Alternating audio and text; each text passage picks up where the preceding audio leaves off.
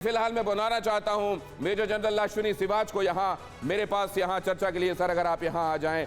बहल साहब भी हमारे साथ जुड़ रहे हैं, एयरफोर्स में सर्व कर चुके हैं और यहाँ आपको बताने के लिए हमारे साथ जुड़ रहे हैं कि इस दुनिया का सर और इस तरफ आना होगा आपको, बीचों बीच आप आ जाएं सिवाच सर, आप उस कॉर्नर पर। और यहाँ पर यह डिस्कस करना चाहते हैं हम कि ये जो इंटरप्रिटेशन है पूरी दुनिया के गुनहगार ये चेहरे, क्या इसमें कहीं कोई संशय है क्या, या एक स्वर से यहां भी यही समझा जा रहा है? सर बिल्कुल दिनेश, आपने जो बताया, आपने जो एनालिसिस किया बहुत ही अच्छा किया। यह सच्चाई है कि जो सबसे बड़ा गुनाहगार अमेरिका है और इसको लगता है कि जिस प्रकार से इसने यूक्रेन को उकसाया और ये लड़ाई हुई क्योंकि उसने अपना फायदा देखा है। जैसे ही लड़ाई हुई है क्योंकि उसकी जो आर्मामेंट इंडस्ट्री है उसमें ज़्यादा बिक्री हुई है, छोटे छोटे देश हथियार लेने लगे हैं, काफ़ी हथियार इसने जो अभी यूक्रेन को बेचे हैं। तो ये एक और बात, महत्वपूर्ण बात समझ लीजिए सिवाच सर, एक और बात अंडरलाइन कर रहे हैं कि वो विलेन ऐसे नहीं है कि बस खामखा दिमाग में कुछ आया, अपने हथियार बेचने के लिए पूरी दुनिया को संकट में डाला। अगली अहम खबर मैं आपको दिखाता हूं, उसके बाद मैं फिर से चलूंगा और बहल साहब से बात करूंगा। ये जरा देख लीजिए, महंगाई पर बहुत बड़े आर्थिक संकट का खतरा पूरी दुनिया पर आ रहा है। भूख से तबाह और बर्बाद हो सकती है दुनिया, ये IMF और वर्ल्ड बैंक कह रहे हैं। बढ़ती महंगाई को लेकर बैठकों की भी बात हो रही है। रूस यूक्रेन युद्ध और कोरोना की वजह से हाहाकार हो रहा है दुनिया में। बीते 2 माह में तेजी से बढ़े हैं हर चीज के दाम, और अगर ये दाम तेजी से बढ़े हैं बीते कुछ दिनों में, तो इसकी वजह यह है कि पैंडेमिक कब कहां से ओरिजिनेट हुई, कहां से कोविड आया, आपको बताने की जरूरत नहीं है। और रही सही कसर, अमेरिका के अंधे एम्बिशन ने, हथियारों की इस मंडी ने वो कसर शुरू कर दी।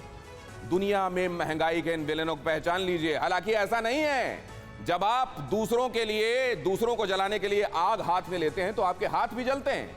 जरा देख लीजिए कि अमेरिका और उसके साथ खड़ी हुई जो कंट्रीज हैं उनका क्या हाल है, लेकिन साथ में उनको भी पिसना पड़ता है घुन की तरह, जो दुनिया में शांति की कामना करते हैं, जो दुनिया को वैक्सीन देते हैं, जो दुनिया के लिए अनाज के भंडार खोल देते हैं। जरा देखिए यहां पर स्पेन 9.8%, ये महंगाई दर की बात कर रहा हूं मैं। अमेरिका 8.5% महंगाई, जर्मनी 7.3% महंगाई, ब्रिटेन 7%, इटली 7%, भारत खुदरा महंगाई दर इस महीने 6.95%, जो कि फरवरी में 6.09 थी, और ये आप जानते हैं लगातार बढ़ती जा रही है। और अगर ऐसा होता जा रहा है तो आने वाले दिनों में एक निवाला कितने का पड़ने वाला है।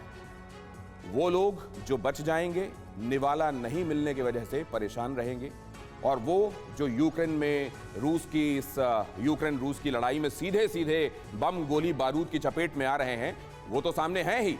लेकिन जरा अगर इसको एंटायरिटी में समझना है तो आपको इन मेहमानों से भी बात करना होगा, हमारे एक्सपर्ट्स इस बारे में। मैं आपसे बहल साहब ये समझना चाहता हूं, इसमें कहां आपको लगता है कि रत्ती भर भी एग्जेजरेशन है, अगर आपको लगता है तो? देखिए, सबसे पहले ये कहेंगे कि जो भी दूसरा विश्व युद्ध के बाद से जितने भी युद्ध हुए हैं, ये इन्हीं 3 देशों ने कहीं ना कहीं सोर्स ऑफ ओरिजिनेशन इन्हीं तीनों देशों से था। चाहे वो आप कहें कोरिया का युद्ध, या वो कहें वियतनाम का, या मिडिल ईस्ट का, या अफगानिस्तान का, या इराक का। और जब भी युद्ध होता है तब डिसरप्शन होती है एसेंशियल सप्लाईज की, कमोडिटीज की, और प्राइस राइज तो बढ़ना ही है। और इसमें सबसे बड़ा विलन होता है ऑयल एंड क्रूड, उसकी प्राइसेस हमेशा जंप करती है। और जब भी आप देखें कि ऑयल प्राइसेस बहुत नीचे गई हैं, उस समय कोई ना कोई युद्ध जरूर आता है जिसके बाद से ऑयल प्राइसेस सीधा ऊपर जंप करती हैं। और जब ऑयल प्राइसेस जंप करती हैं, उसके साथ साथ सारी एसेंशियल कमोडिटीज जंप करती हैं। आज अगर आप देखें, जो आपने जो रेट्स दिखाए हैं बिल्कुल सही दिखाए हैं, 7 से लेकर 9% तक CPI और 15% से लेकर 20% WPI सभी देशों में। श्रीलंका का हाल देखिए आप। तो आपने जो बात कही सर उसको अंडरलाइन कर देते हैं। आपने कहा कि सप्लाई चेन, जो आपूर्ति श्रृंखला है, वो बाधित होती है। सबसे पहले तेल ऊपर चला जाता है, फ्यूल ऊपर चला जाता है, और उसकी वजह से बाकी चीजों की कीमतों में यह रिफ्लेक्ट करने लगता है।